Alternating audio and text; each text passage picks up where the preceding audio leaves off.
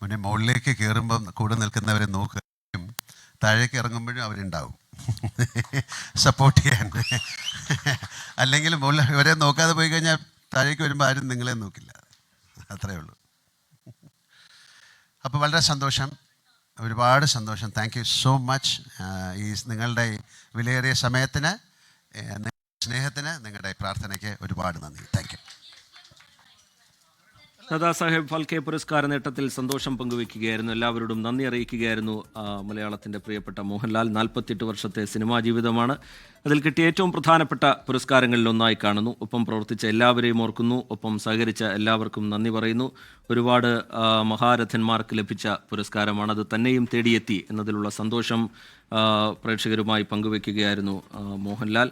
ഇത് ഇന്ത്യൻ സിനിമയ്ക്കുള്ള അവാർഡാണ്. അവാർഡ് മലയാള സിനിമയ്ക്ക് സമർപ്പിക്കുന്നു.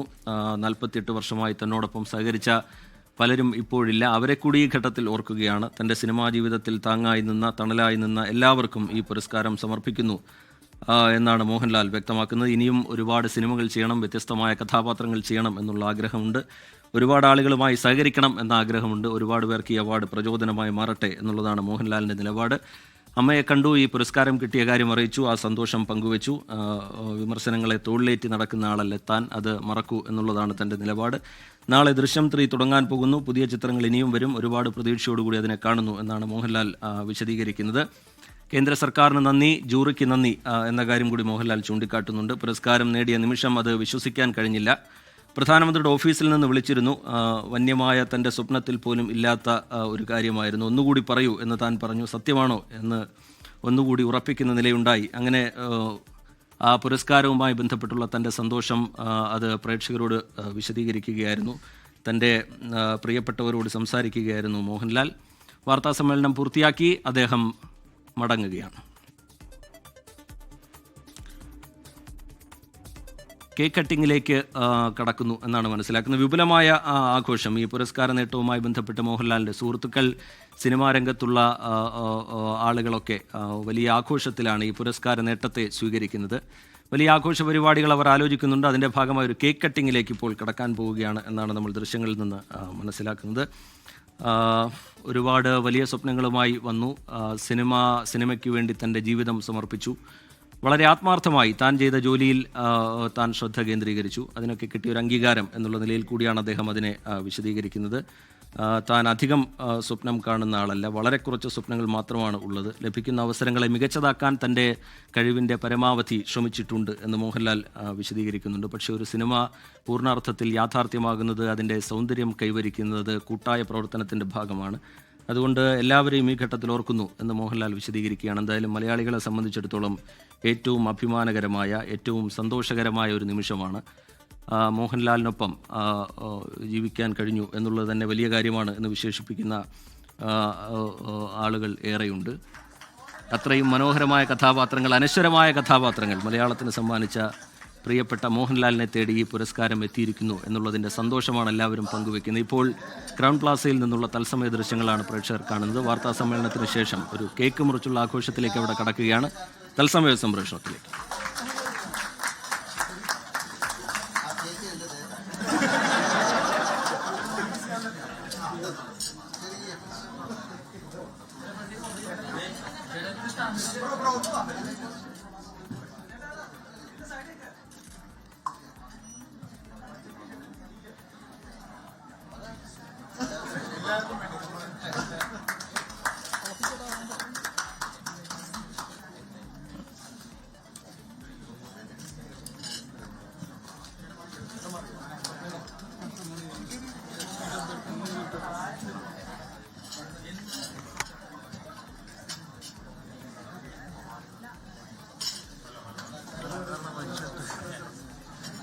മോഹൻലാൽ എന്നത് അഭിനയത്തിൻ്റെ പൂർണ്ണതയാണ്. അടൂർ ഗോപാലകൃഷ്ണന് ശേഷം, വർഷങ്ങൾക്ക് ശേഷം മലയാളത്തിന് ആ പുരസ്കാരം, ദാദാസാഹിബ് ഫാൽക്കെ പുരസ്കാരം എത്തുന്നു. അത് മോഹൻലാലിൻ്റെ കൈകളിലേക്ക് എത്തുകയാണ്. ഇന്ത്യൻ സിനിമയ്ക്ക് നൽകിയ സമഗ്ര സംഭാവനകൾ പരിഗണിച്ചാണ് ഈ പരമോന്നതമായ ബഹുമതി അദ്ദേഹത്തെ തേടി എത്തുന്നത്. പ്രധാനമന്ത്രി, മുഖ്യമന്ത്രി, കലാരംഗത്തെ പ്രമുഖർ, അങ്ങനെ എല്ലാവരും, ആരാധകരൊക്കെ അദ്ദേഹത്തിന് ആശംസകൾ അറിയിച്ച് സന്ദേശങ്ങൾ അയക്കുന്നതൊക്കെ നമ്മൾ കാണുന്നുണ്ട്.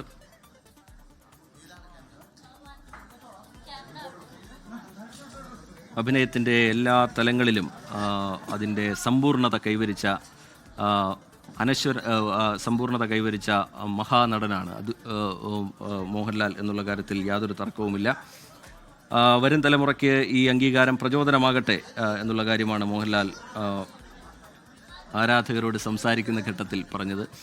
എന്തായാലും സന്തോഷകരമായ നിമിഷമാണ്. അഭിനയത്തിൽ മാത്രമല്ല സംവിധാനത്തിൻ്റെ തലത്തിലേക്ക് അദ്ദേഹം കടക്കുന്നത് നമ്മൾ കണ്ടു. ഒരുപാട് അനശ്വര കഥാപാത്രങ്ങൾ നമുക്ക് സമ്മാനിച്ച ഏറ്റവും മികച്ച മലയാളം കണ്ട ഏറ്റവും മികച്ച നടന്മാരിലൊരാൾ അദ്ദേഹത്തെ തേടി തന്നെ ഈ പുരസ്കാരം എത്തുന്നു എന്നുള്ളത് അത്രയും സന്തോഷകരമായ കാര്യമാണ്. ഒരുപാട് മഹാരഥന്മാർക്ക് ലഭിച്ച പുരസ്കാരം അത് മോഹൻലാലിനെ തേടിയും എത്തുകയാണ്. അഭിനയത്തിൽ മാത്രമല്ല സംവിധാനത്തിൽ, അതുപോലെ സിനിമാ നിർമ്മാണത്തിൽ, ആലാപനത്തിലൊക്കെ മോഹൻലാൽ തൻ്റെ കഴിവ് തെളിയിച്ചിട്ടുള്ളത് നമ്മൾ കണ്ടിട്ടുള്ളതാണ്. ഏറ്റവും ഒടുവിൽ ബാറോസ് പോലുള്ള ചിത്രം സംവിധാനം ചെയ്തുകൊണ്ടാണ് അദ്ദേഹം സംവിധാന രംഗത്തേക്ക് കൂടി കടന്നത്. സമഗ്ര സംഭാവനയ്ക്കുള്ള പുരസ്കാരം എന്നുള്ള നിലയിലാണ് ഇപ്പോൾ ദാദാസാഹിബ് ഫാൽക്കെ പുരസ്കാരം അദ്ദേഹത്തെ തേടി എത്തിയിരിക്കുന്നത്.